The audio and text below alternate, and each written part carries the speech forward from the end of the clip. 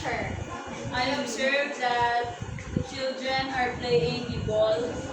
Okay, thank you. How about Shari? Do you have any idea what could be our possible topic for in today's lesson? I observed pictures and then there are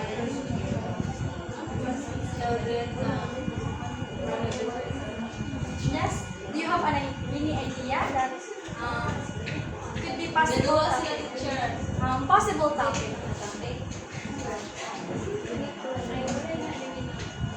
I think our topic is all about proper passive. Okay, very good. Give Shari 3 claps.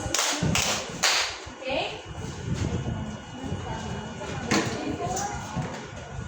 Before proceeding to our proper lesson for today, then we will have an activity. Our activity will be called Act Me Out. So, first, I will group you into 5 groups. Let's count first. 1, 2, 3, 4, 4, 5, 1, 1, 2, 3, 3, 4, 5. 1, 2, 3, 4, 5, and 1. Now, each group, what will you gonna do is you will demonstrate on specific motor skills for 20 seconds. The group 1 will be demonstrating on throwing. The second group will be demonstrating running. While group 3 will demonstrating jumping. Group 4 will demonstrating catching. And last group will be demonstrating dodging. So I will give you 3 minutes only to discuss with your group and 20 seconds for demonstrating your assigned motor skills. Okay, let's start. Please go to your group first. Here, 1, 2, 3, 4, and 5 here.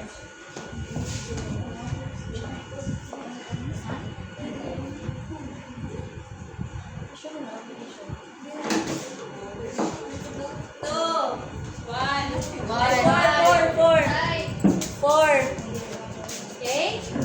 Are you done? Yes. Okay, group 1, please proceed in front.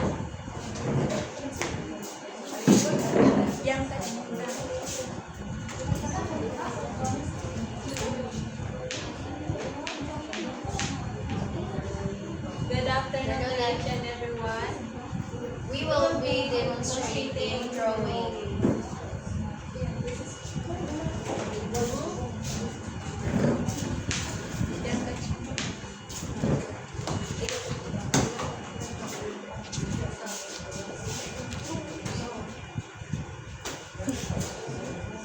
Okay, very good. Give 5 claps to group 1. Now the group 2.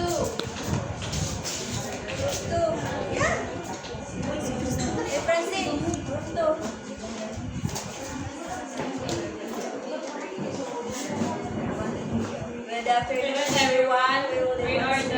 We are the representative from the group 2, and we will do running.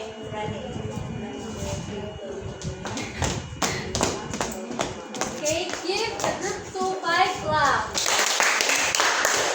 Okay, very good class. You demonstrate all the motor skills very well. Now, our topic for today's lesson is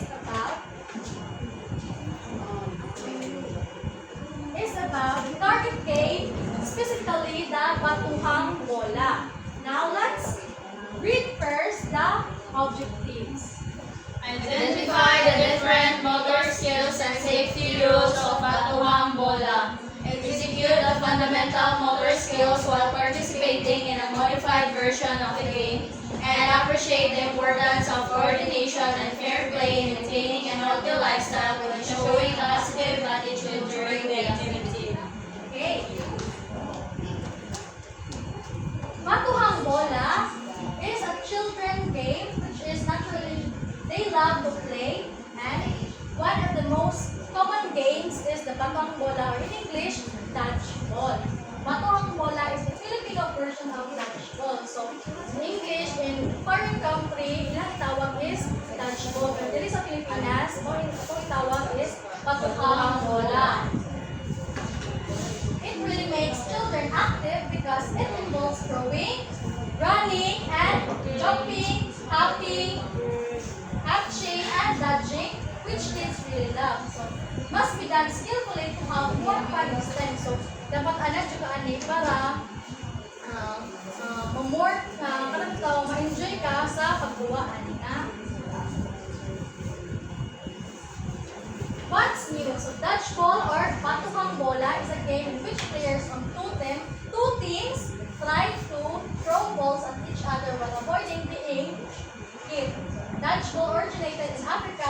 It was played there for over 200 years ago. So the original version of it is dire and more painful because instead of rubber balls, they use rocks or petrified matter. That version is played by African tribes. So, ang batuhang bola or dodgeball, originate niligikan pa rin sa Africa. And way back 200 years ago, dugay na ang dodgeball. If, diba sa mga international na duwa sa dodgeball, sa tinalay na is sakit siya kay instead of rubber ball kanang magamit sila patong na ilahang inuno muna painful.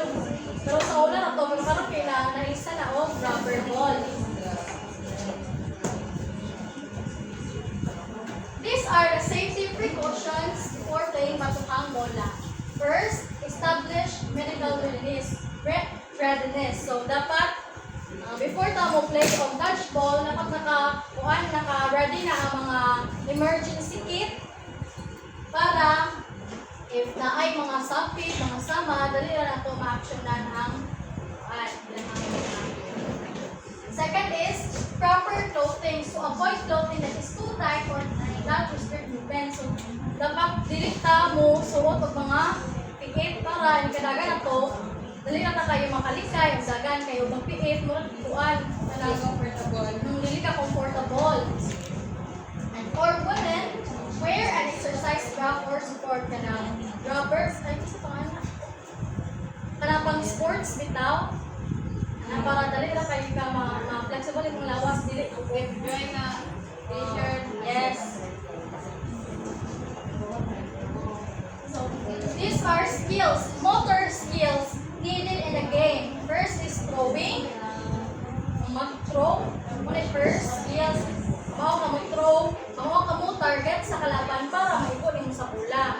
Second is running. Siyempre, mulagan ka para dali mo maapsan ang kontra. Kunya, throwan mo ang ball. Third is jumping. Magkakasang para mulikay. Dito dyan na ito mag-jump ball. Fourth is hopping. Hop ka. Isa mo na sa skills para maka-dodge ka sa bola. Fifth is catching. Catching, mauna, atong saupon para sa rules sa dodging is if mo-catch ta sa bola, ang atong kitay na iko na ato ang mga groupmates, ay teammates, nakasaw ka sa bola, diba, ikon ka na, no? Kaya kung saupon mo, muna makabuhi ka o imong teammates, ma-survive nyo, makatagal na sila life. And lastly is dodging. Siyempre, magkailikay, magamit na ito itong mga hopping, running, jumping, muna ang dodging. Ang paglikay sa bola. So, to summarize up your knowledge about the lesson today, I have a few questions. What are the mentioned skills of batuhang bola? 5 motor skills. Yes, Jean? Dodging. Charring. Jumping. Yes. Hopping. Catching. Running. Throwing. Yes. Give a round of applause to player side. What happens when a player catches a ball? Isa may mahitabo kung ang isa ka player makasaw sa bola. Yes? Jane?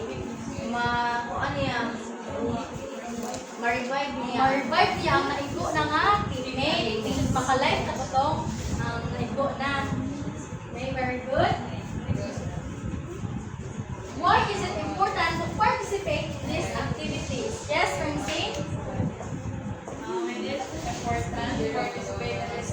is for us to make our body stay active and